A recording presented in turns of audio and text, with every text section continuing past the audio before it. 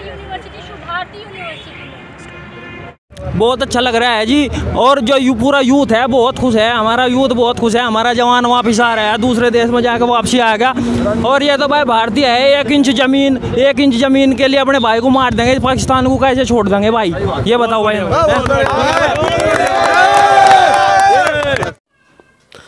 स्वागत है आपका न्यूज़ ऑफ इंडिया ट्रू में। इस वक्त हम मौजूद हैं मेरठ इलाके के अंदर।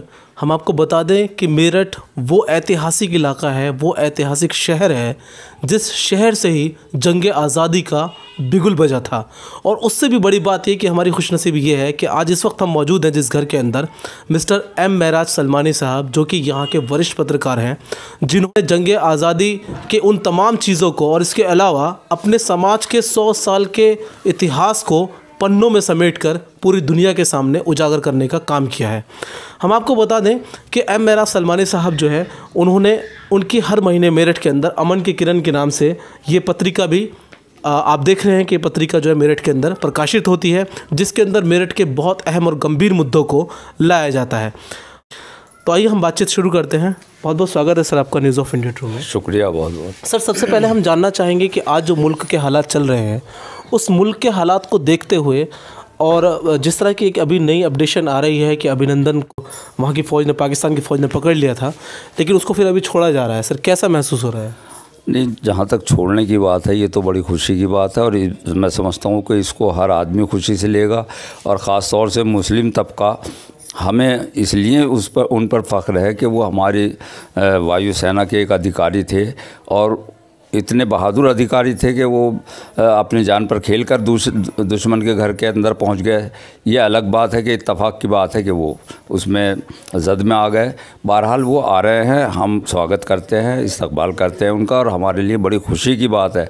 और पूरे देश के मुसलमान ही नहीं बल्कि हर देशवासी उनके आने को खैर मकदम करता है, उनका इस्तकबाल करता है और मुबारकबाद देता है उनको सकुशल आने पर। जी, अभी हिंदुस्तान के चल रहे हालात के ऊपर अच्छा सर, एक बहुत अहम सवाल जो आज सोशल मीडिया पर आप देख रहे होंगे कि फिर से ट्वीट होना शुरू हो गया है, फिर से व्हाट्सएप पर आना शुरू हो गया है और फिर से यूट्यूब चैनल के माध्यम से भी लोगों ने बताना शुरू कर दिया है। और कहीं ना कहीं मोदी जी पर सवाल उठना फिर से शुरू हो गया है कि आखिर मोदी जी यदि सर्जिकल स्ट्राइक की थी तो सर्जिकल स्ट्राइक के अंदर जो तमाम मीडिया चीख रही थी, चिल्ला रही थी कि 300 आतंकवादियों को मार दिया गया है, 400 आतंकवादियों को मार दिया गया है, आखिर कहाँ गई उनकी डेड बॉडीज़, कहाँ गए नेशनल मीडिया? अभी नेशनल मीडिया ने भी दोबारा दिखाना शुरू कर दिया है कि सिर्फ महज एक आदमी को वहाँ पर जो है वो घायल हुआ है और बाकी जो है तमाम वो कहीं ना कहीं मामले फेक नज़र आ रहे हैं। लेकिन उसकी तमाम तफ्तीशें जो है हमारे सामने एक वरिष्ठ जो है वो पत्रकार हैं, उनका क्या सोचना है, क्या नज़रिया है और ये तमाम चीज़ें किस लिए की जा रही हैं और क्यों की जा रही हैं, आज आपके सामने खुलासा होगा। जानेंगे हम महराज साहब से। महराज साहब, ये क्या प्रकरण है कि एक तरफ तो हमारी जो है इंडिया की मीडिया चीख के कह रही है कि 300 का 44 के बदले 300 का हो गया, 400 का हो गया, लेकिन सर लेकिन तथ्य कुछ और दिखा रहे हैं। तो सर ये क्या प्रकरण है सर, इसके बारे में थोड़ा सा आप अपनी गाइडलाइन दें। हालात जो सामने हमारे हैं उससे तो ज़ाहिर हो रहा कि पूरी जो दुनिया की मीडिया है उन्होंने तो इस बात से इनकार कर दिया है कि यहाँ कोई ऐसा हादसा हुआ है, स्ट्राइक हुई है। ऐसा नहीं हुआ। बीबीसी की भी रिपोर्ट बहुत खुल के आई है, उन्होंने बल्कि उसी शख्स से जो घायल हुआ है उसी का इंटरव्यू दिया है और उसमें बिल्कुल पानी की तरह बिल्कुल साफ़ हो गया है कि यहाँ पर कोई इस तरह का हादसा नहीं हुआ।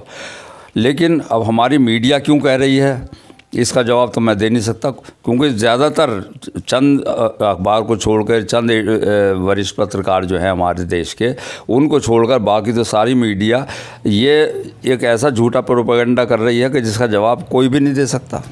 जी, देखिए आज जो है हर बात बिल्कुल साफ आईने की तरह तो समझ में आ रही है, लेकिन जवाब की जिम्मेदारी लेना हर किसी के लिए एक मुश्किल बनी हुई है। हालांकि हम अपने लाखों व्यूवर्स को बताना चाहेंगे कि जिस शख्सियत से हम बात कर रहे थे, उन्होंने बीबीसी की भी रिपोर्ट उनके पास है और वो कहीं ना कहीं आज भी लिखने में, सोचने में, समझने में माहिर हैं हिंदुस्तान के तमाम मुल्क के हालात से। हाँ, जब कभी हिंदुस्तान के अंदर कभी किसी इस तरह की कोई अराजकता फैलती है तो मेरठ, अलीगढ़, मुजफ्फरनगर, ये कुछ नाम सबसे ऊपर रहते हैं।